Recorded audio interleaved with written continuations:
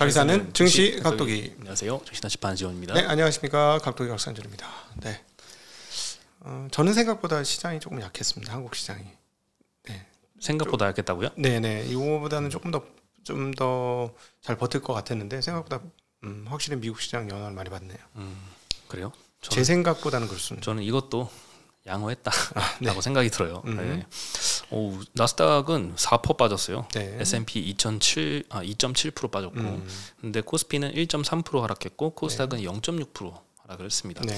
네. 아침이 사실 공포가 가장 컸었던 것 같고, 그 이후로는 좀 반등이 나왔어요. 특히 이제 반도체 섹터에서 반등이 좀 많이 나왔죠. 네. 미국 시장은 사실 반도체 때문에 많이 빠졌는데, 국내 증시는 그래서 아침에 반도체가 상당히 많이 빠져서 시장이 약세를 보였는데, 희한하게 또 반도체에서 반등이 좀 많이 나왔습니다. 특히 뭐 하이닉스 같은 것도 마이너스 3% 막 그렇게 넘게 빠지다가 거의 보합으로 이제 마감을 할 정도였으니까요. 네, 지금 보시면 디램 익스체인지에서 확인해 보면 이제 모듈 가격은 조금 빠지는 거, 그다음에 GDDR은 약간 빠졌는데 나머지 가격들은 지금 다 어제도 올랐는데 오늘도 오르고 있어요. 맞아요. 2월 달도 이제 고정가 데이터가 나왔는데 올랐습니다. 네, 요거 신기한 일이죠. 지난 1년간 본 적이 없는 일인데. 네. 작년 7월 달 이후부터 꺾였잖아요. 그렇죠. 시장이 꺾였는데 그때 이제 디램 가격도 그때 꺾였거든요. 무려 7개월 만에 반등 신호가 나왔습니다. 그래서 메모리가 오늘 좀 상당히 좀 선방을 했다. 네, 우리는 뭐 미국이 조금 흔들리더라도 요거 실제로 이렇게 DDR4, 5, 뭐 GDDR, SLC, 낸드 플래시 이런 거, MLC 이런 거 올라가면 좋아집니다. 네.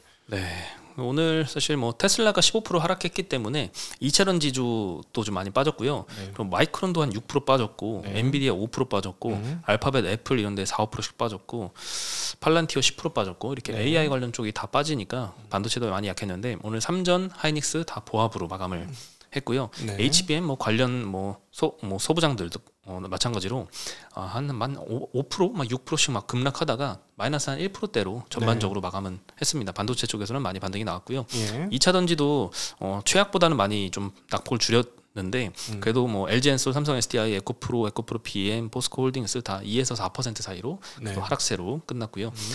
이제 이 LNF가 6% 상승해서 끝났어요. 이것도 계속 마이너스였는데 동시효과 때 갑자기 공시가 나오더라고요. 3조 5천억짜리 하이니켈 양극재 공급 공시가 나오자마자 급등으로 바뀌어서 끝났습니다. 네, 그리고 오늘 조선업종은 조금 조정을 했고요. 그간에 좀 좋았으니까. 오늘 DS자증권에서 메모리 업체 매수 적기다 이런 리포트가 나왔습니다. 최근에 이제 메모리 관련해서 좋다 하는 리포트들이 하나둘 나오고 있어요. 외국계도 마찬가지고요. 일단 DDR5 16기가 2월 고정 가격이 전월 대비 1.3% 반등했다. 최근에 현물가 반등했다라고 언급도 말씀드렸었는데 이제 고정가도 반등을 했습니다. 모듈 가격은 이제 한 1, 2개월 정도 시차를 두고 움직이기 때문에 1, 2개월 후쯤엔 반등하지 않을까 이런 생각이 듭니다. 미국이나 이제 중국의 서버 업체들이 DDR5를 탑재한 서버 주문을 작년 4분기 이후로 지속 늘리고 있고요. 서버 OEM의 서버 디램 재고 주수가 3분기에는 15주치였는데 4분기에는 13주치로 감소했습니다. 올해 1분기에는 아마 조금 더 감소했기 때문에 이런 데이터가 좀 나오지 않았을까 이런 생각이 좀 들고요. 최근에 이제 미국에서 AI 하드웨어 업체들 밸류에이션 조정이 지속되고 있지만 올해 2분기부터는 DDR5 모듈 가격 반등이 시작되기 때문에 그때쯤이면 메모리 업체의 이익 추정치가 상향될 것이다. 와, 이익 추정치 상향은 얼마만일지 모르겠어요. 특히 삼성전자는 작년부터 계속 이익 전망치 하향되는 거를 계속 말씀드렸었고 1분기 실적 이후로 계속 줄줄이었죠. 뭐 최근까지도 계속 목표가 내리고 이게 잇따랐었는데 이제 드디어 좀 올라가는 그런 상황들을 좀 전해드릴 수 있으면 좋겠습니다. 그리고 CT에서 이제 피터 리 전무님이 또 리포트를 써주셨는데 글로벌 메모리 시장에 대해서 좀 업데이트를 해주셨습니다. 메모리 바닥 신호가 감지됐다. 마찬가지 톤의 리포트인데요. 2월 달에 DDR5 PC DRAM 계약 가격 상승한 이후로 메모리 바닥 신호가 여럿 포착되고 있다. 낸드 업체 중에 샌디스크는 4월 1일부터 낸드 가격을 10% 인상한다라고 했다고 합니다. 그래서 2분기에는 메모리 시장에 봄이 찾아올 조짐이다. 윈터 이즈 커밍이지 아니고 스프링 이즈 커밍 이 온다. 감산 효과가 확실히 나는 것 같네. 만약에 그래서 뭐 가격이 많이 올리면 감산을 꺾을 수도 있어서 양수 겸장이죠. 일단 올라주는 게 중요합니다. 네, 그래서 여기서는 하이닉스가 근데 가장 큰 수혜를 볼 거다라고 전망을 하셨어요. 근데 이제 이유는 메모리 시장도 반등하는데 더불어서 엔비디아의 블랙엘 울트라 B300 제품이 출시할 예정이고요. 하반기에는 애플이 D램을 채택할 때 이제 12기가짜리 D램을 네. 채택하는 것도 기대 요인이다라고 합니다. 네, 이거 뭐 하이닉스가 앞으로도 삼성전자보다 좋을까요? 아, 하이닉스요. 그나마 이제 오늘 안 떨어진 이유가 오른 게 없어서 안 떨어지는 거예요. 오른 게 없어서. 실적 대비 비싸지 않거든 하나도. 근데 이제 실적은 제가 보니까 25년도는 거의 따놓은 당상이고 현재 분위기 보니까 26년도 상반기까지 되지 않겠어요? 실적은 계속 좋을 것 같아요. 네. 그렇죠. 25년도 실적은 이미 세팅이 다 되어 있는 것 같고 26년 실적에 대한 컨센에 따라서 움직일 텐데 26년 실적에 대한 우려가 좀 과도하게 큰 것 같긴 합니다. 최근에. 네. 근데 너무 이제 안 반영해주고 있는 것 같긴 해요. 삼성전자의 그 D램 어떻게 프로세스가 어떻게 되느냐에 따라 다르죠. 원비가 잘 만들어져 가지고 제 설계한 것들이 잘 만들어져 가지고 HBM에 성공을 하면은 약간 마진이 약간 꺾일 수 있긴 할 것 같아. 약간. 예. 그거는 26년도 얘기입니다. 대신에. 네. 지금 몇 년째 삼성의 HBM이 못 따라가고 있는데 지금 이제 별로 아무도 얘기 안 하잖아요. 다 반영이 되어 그냥 다 삼성을 떠난 것 같아요. 그래서 아무도 얘기 안 하길래 이거 이제 진짜 이제 아무도 기대도 안 하니까 뭔가 26년에 뭔가 될 것 같은데 뭐 이런 생각이 불현듯 드네요. 그냥 느낌으로. 네. 그렇죠. 뭐 전교 1등이 10등으로 떨어지면 난리가 나는데 네. 300명 중에 전교 270등이 네. 전교 뭐 290등 된다고 해서 아무도 신경 안 쓰잖아요.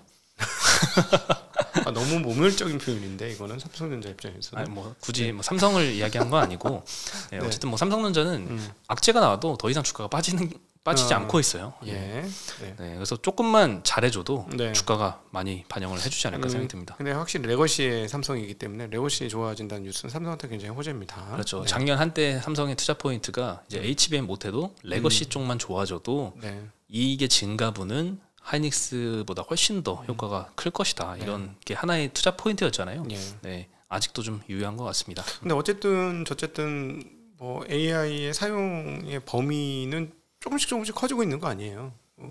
그렇죠?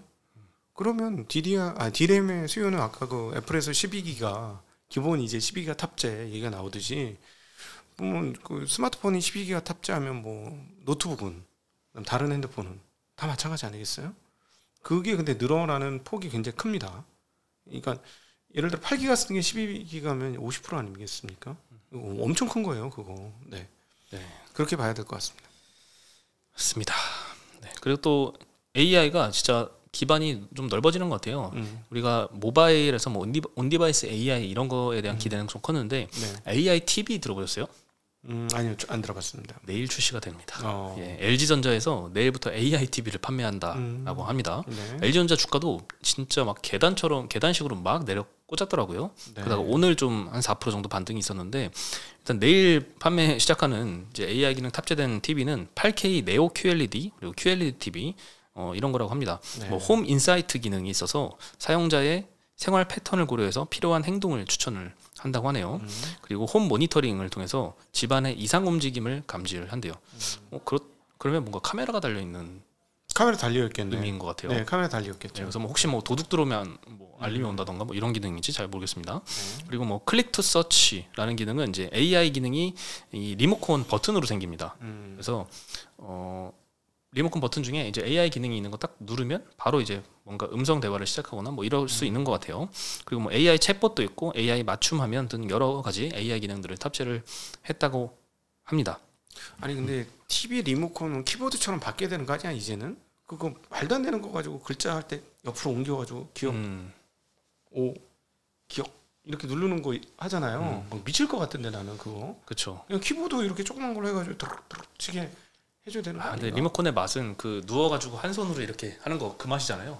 아니 옆에 이렇게 키보드 옆에 이렇게 누르는 거 몇 개. 컴퓨터 자판처럼 디자인을. 그렇게 해야지. 이거 너무 뭐 제 생각에는 그냥 음성으로 하는 게 음성으로 하는 게 편할 편하죠. 것 같아요. 말을 못 알아들으니까 문제지. 말을 너무 못 알아들어서 문제인데 그렇지. 저도 참 답답하긴 한데 네. 이제 또 시대가 달라졌잖아요. 네. 그래서 AI 챗봇 탑재했다고 하니 여기서 뭔가 좀 개선이 있지 않을까 생각이 드는데 문제는 이제 이 AI TV 광고 기사들을 보니까 제목이 중국에서 이제 저가 가격 경쟁을 막 하니까 네. 여기에서 좀 탈피하고자 이 AI 기능을 탑재한 프리미엄 제품을 선보였다. 네. 이런 식으로 이제 기사가 나는데 과연 중국이 이거 못 따라올까?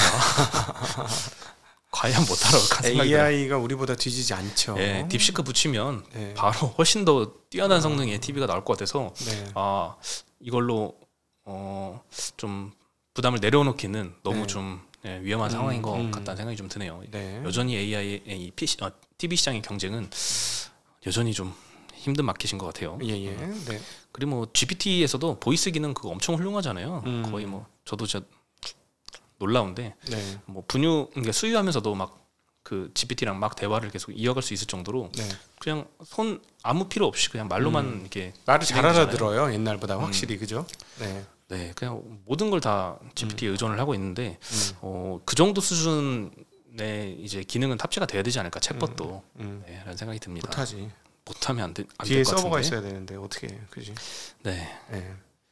뭐 인터넷이 되니까 아니 그 남들 거하고 계약을 해가지고 써야 되니까. 그렇죠. 계약을 네. 해서 그럼 그 돈을 감당 써야죠. 못하지.